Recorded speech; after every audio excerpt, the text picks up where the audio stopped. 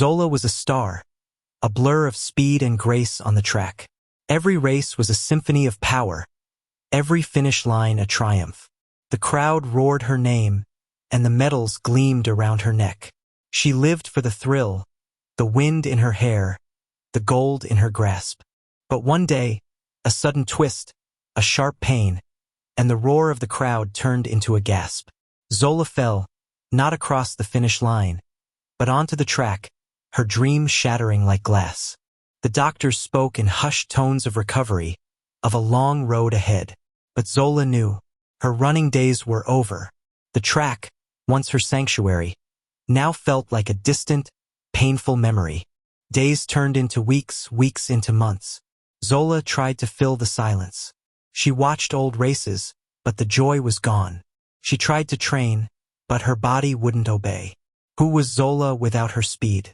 One sunny afternoon, while sitting in her garden, a small, injured bird fluttered down beside her. Its wing was bent, its chirps weak. Zola felt a pang of recognition. Carefully, Zola picked up the tiny creature. She remembered the delicate care her own body had needed, the patience required for healing.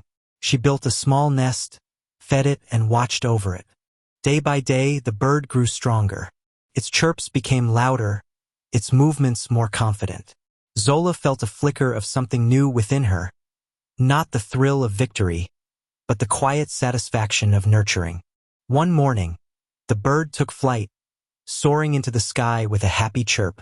Zola watched it disappear, a bittersweet feeling in her heart. She had helped it find its wings again. That day, Zola walked past the local community center. A sign read, "Volunteer coaches needed for youth athletics." She paused. Could she still be part of the world she loved? In a different way? Hesitantly, she offered her help. First, it was strange. She couldn't run with them, couldn't demonstrate the leaps and bounds.